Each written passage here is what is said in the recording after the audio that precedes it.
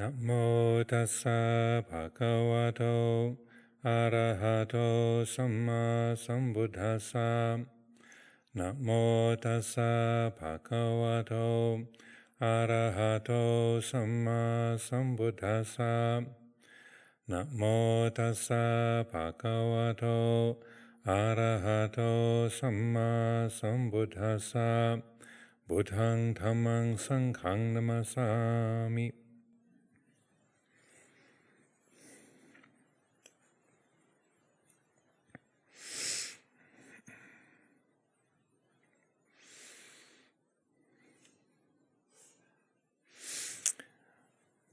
I'm very appreciative of this opportunity that we've had for the 3 months of the winter retreat for 2025. Just a few more days left to go, and it's been a very refreshing time. We were having a sharing this afternoon, and many words of appreciation for the lay support team, winter retreat support team, providing the opportunity for the monastic community to lay aside many duties and activities to focus our attention on the inner work of meditation, bhavana, and so it's an important part of Amaravati life, since the other 9 months of the year are very full of engagement and activity, and making the space available for many people from around the world, and the different programs that we have, retreats and visits that occur during the year. So the 3 months of January, February and March being as spacious as possible for the monastic community is greatly appreciated, and a major support for the well-being of this community, this monastery, and everything that it provides. Also, during this time, I've been very appreciative of the efforts people have made to support my intention to have a sabbatical year beginning next week on Tuesday. I was trying not to count the days, failing completely to be indifferent to the number of days left until that begins. But I greatly appreciate the effort, supportive energy that's gone into enabling me to step out of my various responsibilities and to take a year away in solitude. Not just the resident community here, people coming to take up different duties. Lumpur Prasanno coming from Abhayagiri to be here as a resident elder for 9 months of this year. I greatly appreciate his generosity and readiness to support the community here and support myself in that respect. But also the completion of the new sala. That was a very specific effort over the last year or so in the team, the development team, Sudanta Abayakun, Caroline Lenster, Martin Evans, Rajaya Karasudi, and David Fotheringham, Andrew Yates, our architect, and the whole team, very focused in their support for. We need to get this finished in time for Ajahn Amaro to have his sabbatical. This is non-negotiable. This has to be completed. And so even though we were originally aiming to have the building done by November the 7th, it was only a month or so behind schedule, which is kind of amazing. And we did indeed get to move into the new building and have a blessing for it in December of last year. So greatly appreciate the efforts of the Amaravati Developments team and the construction company, Jigsaw, and all the people involved helped to make it happen so that we could get the new building in action. Of course, there's a few quirks, the laws of anicca, of uncertainty, continue to operate. So a few wrinkles, difficulties, a few snags that were necessarily part of the construction process, but nothing too serious has been lingering, and so much of the detail of things to do with the new building all buttoned up, and I really was very touched by the sincerity and keenness of everybody in the team, and the workers who we got to know quite well, particularly Wayne, the carpenter who's very ill now. People working long hours, working really hard to get things finished. So I will do my best to use my sabbatical time beneficially, and I'll happily share the blessings and merit of that with everyone. But I'm not going to let you know where I am. So I still don't want any visitors or any kind of help with my solitude, other than the couple of different families who will be supporting my time.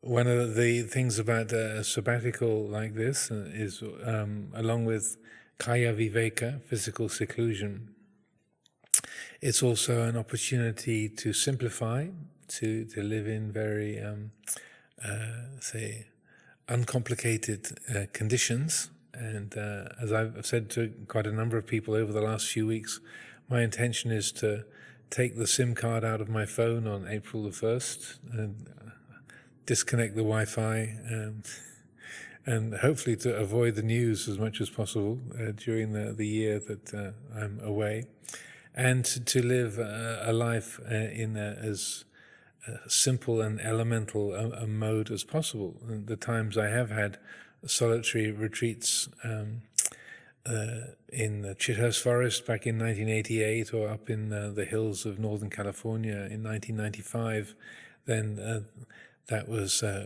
very, very refreshing, very say, invigorating and illuminating times, just to live with the earth and the sky, the clouds and the stars, the wind and the rain, and the trees and the grasses, and just to be reading the news from the sky, to be say, focusing on this the very simple elemental structure of this life, and to be using the living situation as a way to cultivate very directly the contemplations of this experience of living that we all have, and that is part of the quality of kaya viveka, physical seclusion, is to step away from human-centered perspectives, human constructions, the relationships that we have, the responsibilities that we have, our role in society, in our family, in the and in the kind of social world, and to be living more with the patterns of nature, the cycles of day and night, of changing seasons, and to support that shift of view, which is really central to Dhamma practice, the shift from the self-centered, the ego-centered perspective that is so common, so natural, so familiar for most of us, to shift from a self-centered point of view to a nature-centered point of view, or Dhamma-centered point of view, and that is greatly supported by kaya viveka. We don't have to perform as a person if we are spending most of the hours of the day just in solitude, physical solitude. So that is a large part of the kaya viveka, physical seclusion, is not having to perform as a person. The word person in English comes from the Latin persona, made of two parts, per meaning through, sona meaning the sound. So a persona is a mask. It's like a mask that actors would wear in the Roman or Greek theatre. And so performing as a person, being a personality, engaging with others we put on this mask of our name, our story, our role, our position in the community, in society, in our job, in the family, in the world, and physical seclusion and solitude is a way of not having to put that mask on, just to be able to know more directly and more completely life in the raw, as it were, without taking up the forms of self-view that are very strongly supported by the relationships we have, the roles that we have, our name, our story, our position in society, in the community, and our family, and so on. Not that those are bad or wrong or somehow corrupting in and of themselves, but we believe in them so easily. Our name, our story, our age, our nationality, our gender, our lifestyle, our occupation, our qualifications, our problems, our diseases. We make those who and what we are. And people say, who are you? We say our name, we say our occupation, we say our nationality, and according to the Buddha's teaching, those are precisely what we are not. The body is not self, feelings are not self, perceptions are not self, mental formations are not self, discriminative consciousness is not self. So, solitude, as I have in the program, hopefully it'll work out that way, but having a lot of physical solitude over the coming year is a helpful way to refocus, to cultivate that Dhamma-centered perspective rather than the self-centered or ego-centered perspective.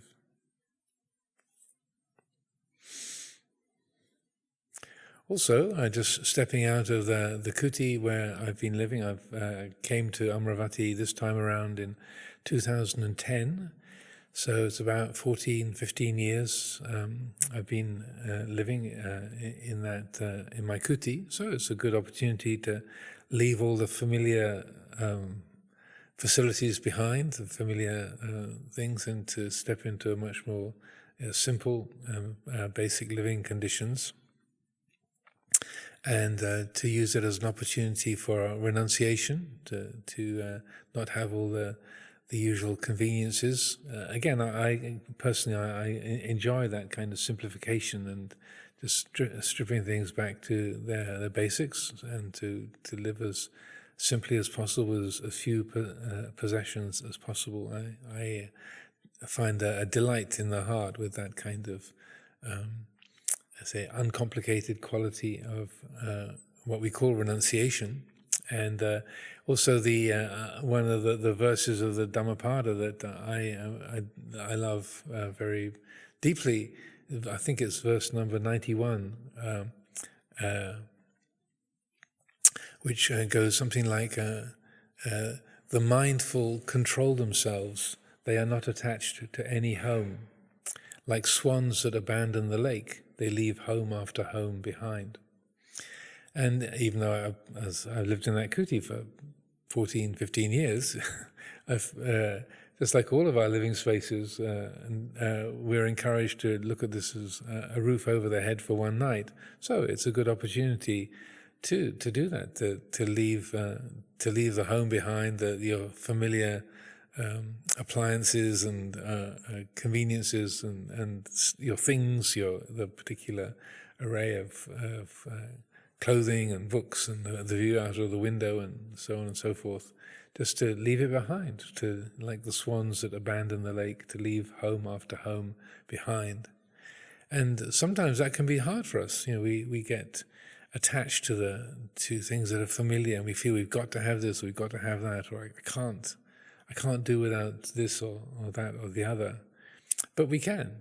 I would say that's the teaching of the Lord Buddha is telling us that's an attribute of the wise, of the mindful. The mindful control themselves. They train their minds. They train the heart. They're not attached to any home. Every home is considered to be a roof over the head for one night. It's a landing place for a swan. But a swan, in this the imagery of that verse, the swans leave home after home behind, and that there's a great freedom in that. That we look after the place where we stay, and we keep it clean and tidy as best we can, but it's not our real home, as Luang Por Chah would put it. It's not a permanent or reliable abiding. It's a shelter. It's a landing place for a day and a night. That's it. And in this way, we are cultivating the basis of freedom, the basis of a heart that is independent.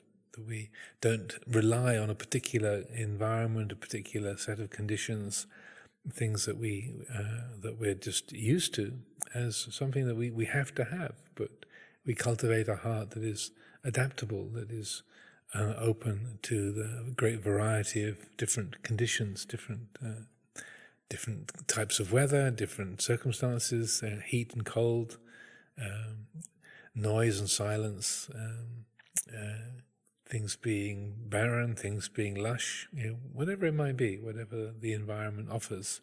The heart is not dependent on things being a particular way in order to find happiness or freedom or sense of fulfillment or contentment.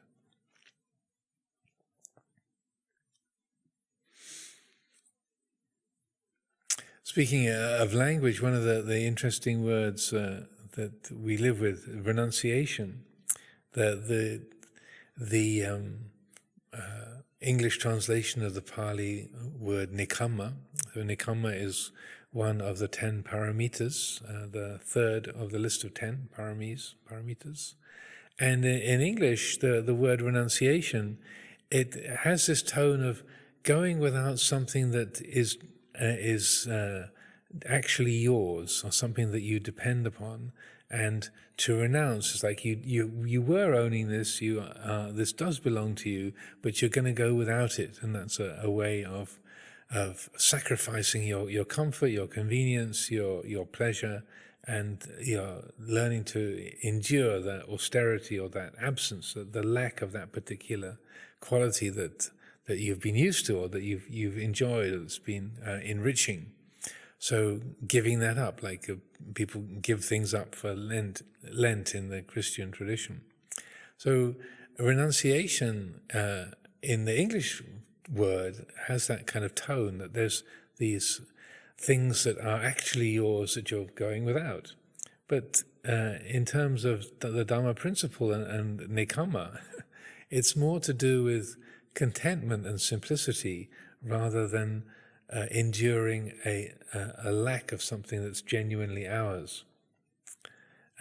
We've been having lots of readings from the book The Island that Luang Por Pasanno and I put together many years ago, and the kind of byline or the quotation that we use for the back of the book as a sort of key principle that informed the choice of name for the book, The Island, is a passage from the Sutta Nipata where the Buddha says, there is an island that you cannot go beyond.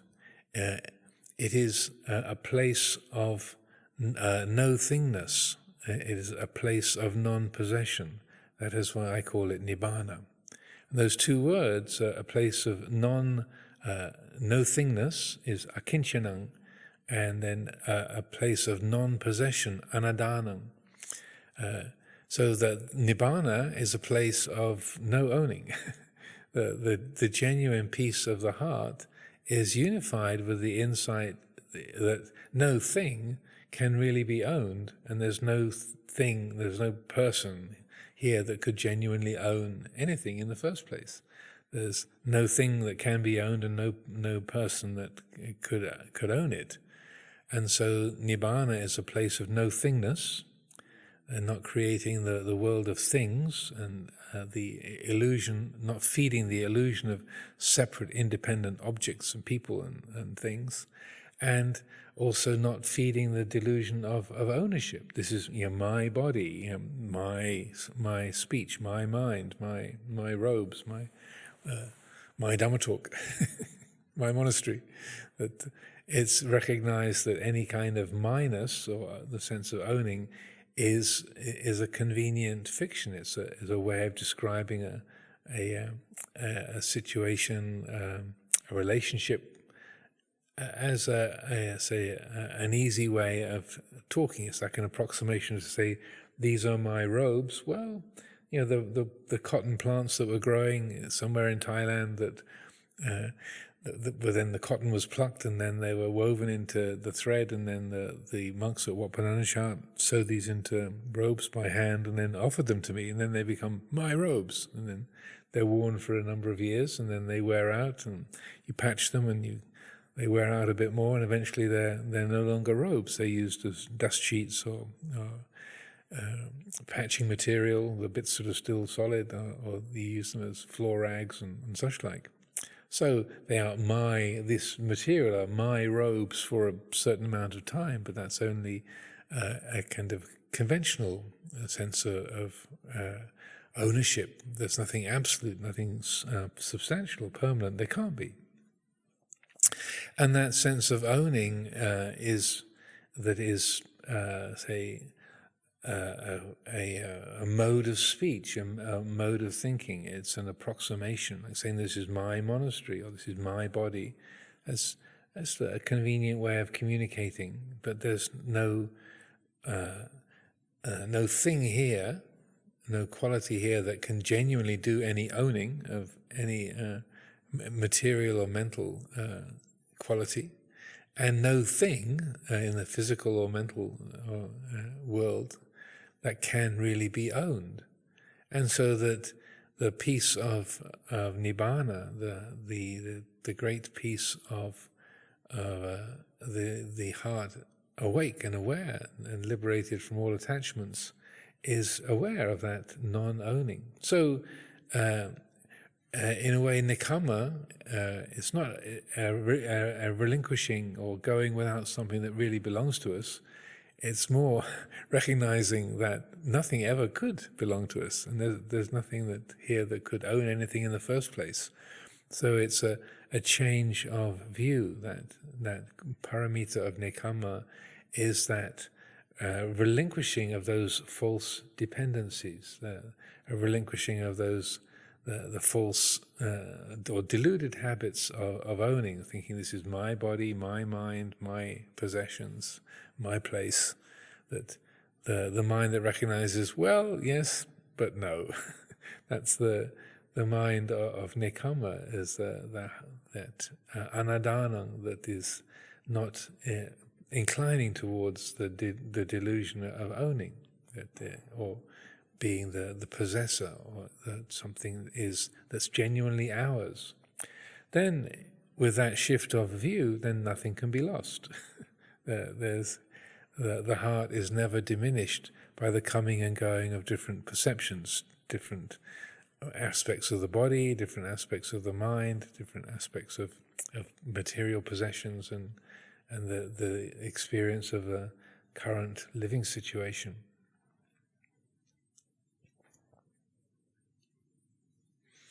So that when we do the reflection on the 10 subjects of frequent recollection for one who has gone forth, the very first of those is, I'm no longer living according to worldly aims and values. That this should be reflected upon again and again by one who has gone forth.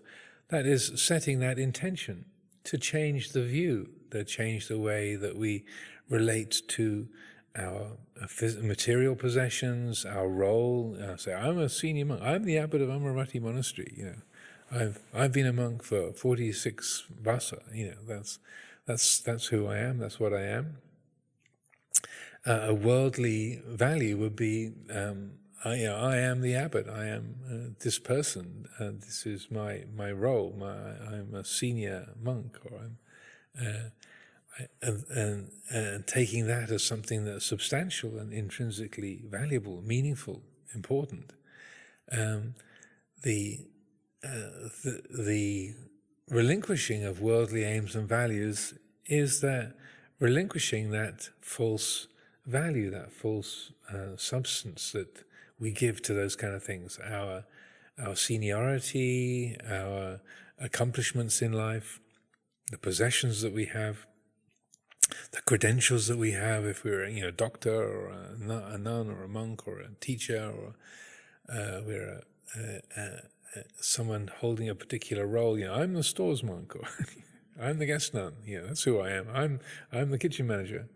And then the degree to which the mind takes that as something absolute and real, that's the way that we're investing in worldly aims and values. And so we set that intention to let that go, and to see that, or to use that intention to see more clearly where those attachments lie. When someone insults Buddhism, or doesn't treat us as a senior person, or that they take advantage of you, or they take the things that help themselves to the things that you think are yours, or that they don't respect your role or your position or your age and such like. So that this is, say, crafted in that particular reflection for monastics, but I feel it applies to anyone who's a spiritual aspirant, and that my very life is sustained through the gifts of others. Well, whether we're a monastic or a layperson, still we're all dependent on what the earth provides in terms of food and drink and shelter and clothing and so forth. So I would say those reflections are significant for all of us. And that the degree to which we invest in worldly aims and values, we are in that investing in suffering. We're making the heart dependent on a particular configuration of the material world. We want to have things this way. I've got to have the weather like this. I've got to have my routine like that. I want to have the food like this. I need to have my time is spent like this and not like that. The more that we create those kind of dependencies and wish to be seen in a certain way, or to have things arranged in a certain way, then even if we're professionally a renunciant, we're in that very attitude. We're investing in the world. We're buying into worldly aims and values. And in that investing, in that buying into it, we're creating the causes for dukkha. And the mind that recognizes those habits and sees, oh wow, I'm really making a lot out of that. Why do I get so upset when someone doesn't treat me as a senior person, or why my things have been moved, or someone didn't do what I asked? Why am I so upset? To explore that, to examine that, and to look at the things that we feel that we do possess, or that we are a source of identity that we make into a refuge for ourselves. When I had the TIA at the end of January, that was an interesting event.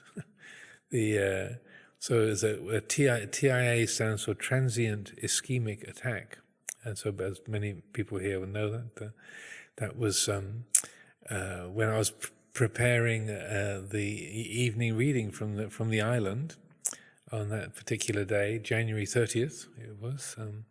So I opened the book to read the text that was going to be presented at the 6 o'clock reading, and that the eye settled on the page, and I could see the black marks of the letters, and as I looked at the page, the letters stopped making sense, and they stopped really being letters that had any sound associated with them. I could recognize the shapes, I could see the shapes, but there was no sound or no meaning associated with the shapes I was looking at. So I could see, oh, that's an H, that's a T, that's a C. What sound does that make? the roaring silence. There was nothing there, and no meaning associated with the shapes. And so my first thought was, well, that's very strange. What's going on? And then the second thought was, oh, well, maybe my karma with the written word has just come to an end. That's the end of my not just book writing, book reading. So, okay. And anyone who's been in my kuti will know there's dozens and dozens, probably hundreds of books lying on the walls, and I'm a very bookish kind of a character, and so the written word is a big presence in my life, and so that was an interesting. It was not an intended renunciation, but it was like, oh look, words just left the range of possibilities. That these marks are not words. They stopped having any, just as if they were Chinese characters or Devanagari or Sinhalese characters. It's just, there's a shape there, yes. What does it sound like? What does it mean? There was nothing there. So it was a good moment to explore that. Oh, well, so how does that feel, that perhaps the world of words is just, the written word has just vanished from this life? Oh, okay, well, changes the landscape a little bit. Interestingly, it wasn't stressful or distressing. It was more just curious, like, oh, that'll change things a bit. I wonder how things will go at the reading. I found, not to bore you with too many details, but if I focused my attention very fixedly on a particular spot, I could get eventually I could get the sound and the meaning. But it was a tremendous effort to just get the shapes to form into a word. And so when those of you who are present will know, it was pretty strange reading that evening. But by sheer force of will, I could get the mind to read or interpret the shapes and make it into words, but then to actually read that out loud or to present it or to explore the content was very sketchy, because 90% of my attention was just going into the act of reading. So that was a good reflection on non-ownership. That we say there are words in this book. Well, to call it a book and to say there are words in it, well, no. There are black marks on white paper. Yes, you can say that much. There's marks that have particular shapes, but they're not intrinsically words. The ability to read and the familiarity with that language turns them into words and gives them meaning, but in and of themselves, they're not words. They don't have a meaning. It's the mind that is conditioned and knows how to read that gives those meaning. It's not intrinsically there. So that and that ability that we have to think, to use language, to interpret words, it's something that is learned. It's an ability, but it's not absolutely who and what we are. It's not something that is owned. It's just, one day suddenly, boop, it's gone. It came back again, an hour or so later, which was so the landscape changed again. And by the about 3/4 of the way through that reading, then that lack of clarity, or that lack of ability to read, to ended, and it was fairly back to normal, as it were, by the end of the hour. But it was a really insightful experience in that respect. Like, oh, this is not something that is mine. It's not something that is me. I might be very associated with words and writing and such like, but that is not a possession, and that's not who and what I am. It's impermanent, unstable, anicca, dukkha, anatta, just like everything else. And the those kind of moments in our lives, if we have a skillful attitude, then rather than thinking of those as disasters or unwanted or a terrible problem, then it's instead those kind of changes are held as beneficial opportunities to learn, to realize, oh, it's always been the case. This has always been impermanent, unsatisfactory, and not self, not who and what I am. It was always that way. It was just that I was taking it for granted, assuming, oh, this is my body. I can speak. I can think. Words are meaningful, and so the kind of reflections that we have, and the Buddha's teachings about impermanence, unsatisfactoriness, not self, non-ownership, they, from the ego perspective, they can seem very threatening, very challenging. This, when we recite the words, all that is mine, beloved and pleasing, will become otherwise, will become separated from me. It's easy to hear those words or to recite those words and go, don't say that. That's really unsettling, that we feel threatened. But it's the ego that is threatened by that. And the Buddha was not being malicious or sadistic. He wasn't just trying to make us sort of experience pain or anxiety, but he's saying, look, it's always been this way. All that is mine, that we call mine, that they are not really ours. We say this is mine, my ability to read, my ability to think or move or to digest food or to speak.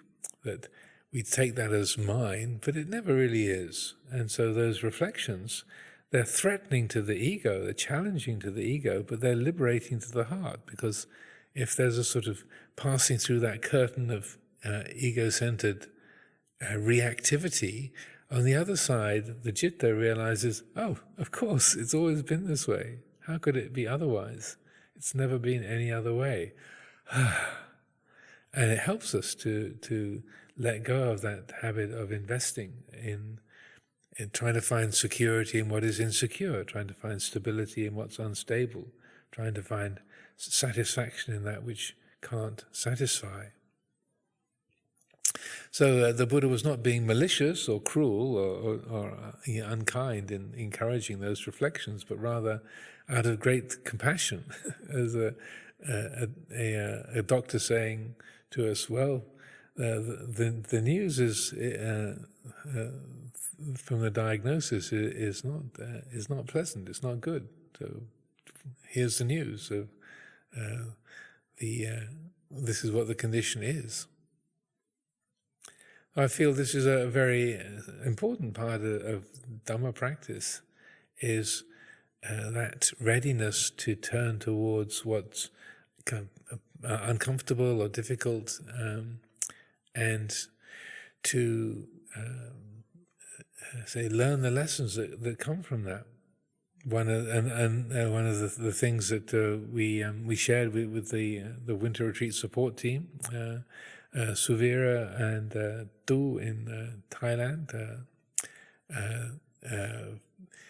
had the initiative to make a little booklet of Dhamma talk of Luang Por Pasanno and mine.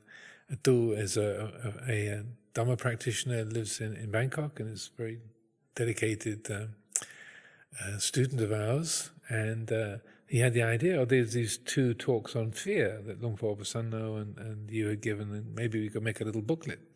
So with Suvira and Nick Halliday's help, we managed to conjure this together in a short period of time to give to the winter retreat support team members.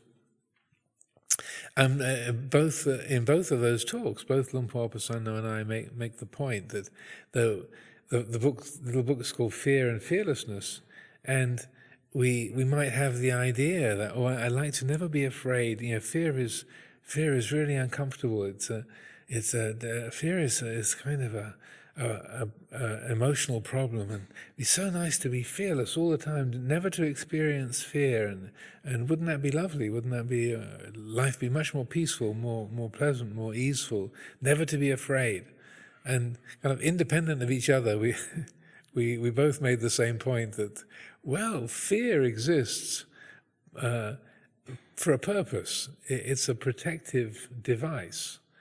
Fear works by being unpleasant. That's how it does its job. So both of us made the same kind of point, even though the talks were given in different places at different times, that even though we think of fear as being unpleasant or unwanted and an intrusion, the ancestors that we had that weren't afraid were the ones that fell off the cliff, or the ones that didn't pay attention to the sound of that large animal in the bushes and didn't get out of the way, and they were the ones that got eaten and didn't have offspring. And the ancestors that of ages past, the ones who stepped back from the cliff edge, or who heard the rustling in the bushes and made efforts to get away from the predator, they were the ones who survived. They had offspring, and they were the ones that actually would have been our great grandparents, great grandparents, and so forth. So fear, it works by being unpleasant. That's how it does its job. And so that if we think, I never want to have anything challenging or difficult or unpleasant in my life, it's a very childish attitude, and that it's say through the wise understanding of how things work, then we can say let fear do its job, and then we realize that the problems that created around fear is the mind's ability to remember and to anticipate, and so that it's where the ego, the habits of self-view and conceptual proliferation grab hold of the feelings of fear, and then remember what's been challenging in the past, and then worrying about the future and what might be.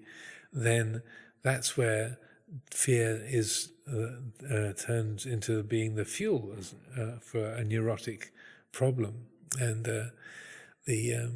the book both of us like to quote, called "Why Zebras Don't Get Ulcers," is by Robert Sapolsky. It's a very useful popular science book. Why and zebras don't get ulcers because they don't have seemingly the ability to remember the past and to imagine the future in the same way that our human brains do. And so that we get ulcers because we revisit past painful experiences and difficulties, and we imagine them in the future. And because of our overactive thinking capacity, we extend those fear reactions from them just being a brief moment to get away from a predator, like a lion chasing us, that we can create those stress reactions that last rather than just being a couple of minutes, where a zebra needs to be stressed. If a lion is chasing after it, it needs a lot of stress to run fast. And it either gets away from the lion and has a peaceful day, or it doesn't get away from the lion and gets eaten. So that either way, it only needs to be stressed for a short period of time. So it doesn't get ulcers, and so that we as human beings can recreate those scenarios in our imagination and remember the past, imagine the future, and so those stress reactions can and anxieties can be extended for days, weeks, months at a time. And so then that useful fear reaction turns into a burdensome and problematic presence in our life. So that if we understand how it works, and we also train the mind to not dwell upon the past or dwell in the imagination of the future, then then something that's uncomfortable and unpleasant, like fear, it can, when it needs to, it does its job, and when its job is over, then it doesn't occupy the mind. So similarly, hiriyottapa, the quality of say moral sensitivity, works in exactly the same way. Hiriyottapa, again, when we were giving out the little packet of goodies for the winter retreat support team, there were cards that were made some years ago that have the pictures of the two deva guardians that are in the paintings outside the main door of the temple here. And those devas, the blue one and the red one, they represent hiri and ottapa, a moral sensitivity and the wise fear of consequences, and the capacity of the heart to recognize what's wholesome, what's unwholesome, and to produce a feeling of emotional pain when we've done something that was dishonest or cruel or selfish, unskillful. Say regret for unskillful action, just like fear, it's painful. Hiri and ottapa, they work by being uncomfortable. So that if we tell a lie, if we remember that, there's a stressing in the heart. If we are rude to someone, if we're cruel in our speech, and then we remember that it's painful. So we don't want to do that again. That's how hiriyottapa works. It's a painful emotional state, and it does its job by being unpleasant. So if we, again, like never wanting to experience fear, if we say, I never want to regret anything that I do. I want to be completely happy with all of my actions. I never want to be self-critical. It's, I would say, again, quite a childlike attitude. I want to be totally happy with everything I've ever said and done. It's like wanting to be a psychopath. Yeah. Not very helpful, and definitely not likely to make you very welcome in any human company or any community. So that again, just like fear, if it's related to with wisdom and with a mind that is concentrated and free from proliferation, then if I've said something that is untrue, it's an exaggeration, or it just is false, then that's painful to notice at the time and painful to remember. So that's good pain. It's like, ow, that wasn't really true. That was not accurate. That was a falsehood. And so then that painfulness helps us to be more truthful in the future. And that's how it does its job.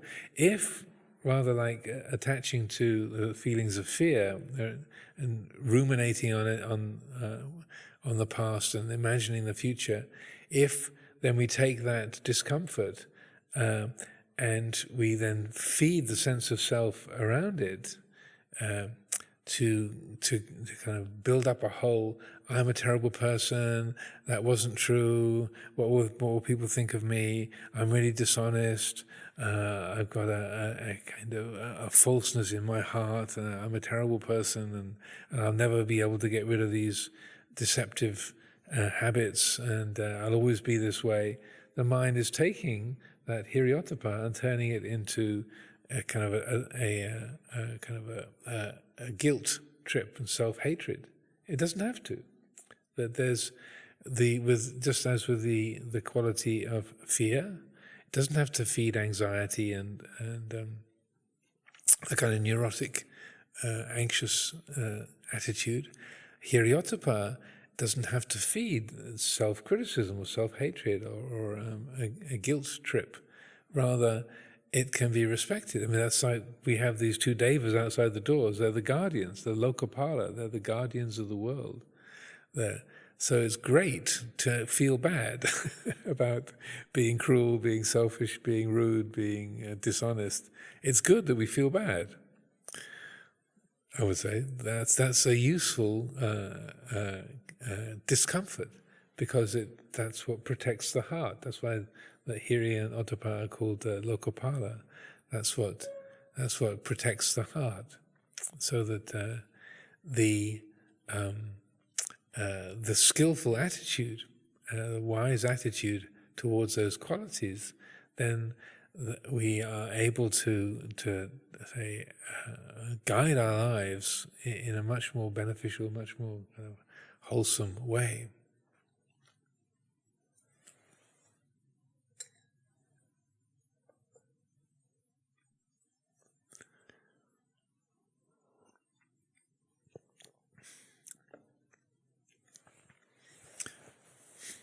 Maybe the last thing that comes to mind to mention is chatting with some people after the mealtime today. Somebody said, Ajahn, I'm afraid that you'll enjoy your solitude so much you won't come back to Amaravati. And so I said, well, no, I've undertaken to be away for a year, and my intention is to come back and just pick up the duties as per usual in April of next year. And said, yeah, but you might really like it, and then you might want to stay. I said, well, I keep my promises. And I told the story. I don't often tell this story, but it was a kind of a meaningful moment in my life. A long time ago, I was when I left school when I was 17, finished high school, and immediately left home, went off to work in London to try and earn some money during my gap year. And I was working at a department store in Oxford Circus, Dickens and Jones, and I had the place I was living was a bed sitter in near Victoria Coach Station in Pimlico, and the part of the rental agreement was I had to do some babysitting for the family once in a while. That was part of the rental agreement, and so I was going for my lunch break. I was Dickens and Jones was right at Oxford Circus, and Carnaby Street was nearby, and there was this vegetarian restaurant called Cranks that was just down the way. I used to go and have lunch at Cranks now and again.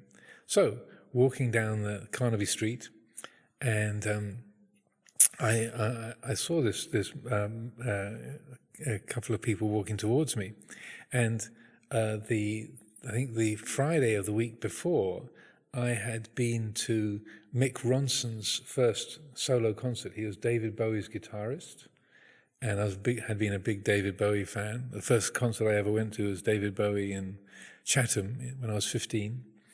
And so Mick Ronson was launching a solo career, and he had been to his first concert, I think at the Rainbow Theatre. And lo and behold, who's walking to me down Carnaby Street is Mick Ronson. Oh wow, that's him. So he was wearing this sort of fancy red and white bomber jacket. And I said, are you Mick Ronson? He said, yes, I am. I said, oh, I was at your gig on Friday night. And he said, oh. And we kind of started chatting. He said, you're the first person that's ever recognized me in the street. So I thought, oh. So this is kind of exciting. I'm 17 years old and you're meeting this kind of famous rock star. And he said, I'm just on the way to the studio. Do you want to come along to the recording studio and just and hang out there? And I had babysitting duties. So there I was at the age of 17, torn, as this moral dilemma, standing in the middle of Carnaby Street with this. So do I go with the rock star to the recording studio and hang out with these very interesting guys in the music world, or do I do my duty and go back and look after James, Samantha, and Katie. The three. Well, they're probably in their 50s now, but they were, three small kids. And I kept my promise and went back and looked after the kids and didn't go to the recording studio with Mick Ronson.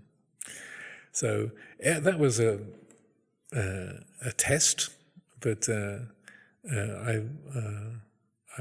as I was saying to folks today, but if I can keep my promises when I'm a confused 17-year-old, I think as a professional Buddhist monk at the age of 68, I should be able to still keep my promises. So I will do everything I possibly can to return as per the plan, and I will not just act on impulse to stay in one of the unnamed places where I'm planning to be for the year. So you can quote me on that. So I'm happy to stick by my word and to keep my promise and to be away for a year and then reappear at the beginning of April next year. So I offer these words for consideration this evening.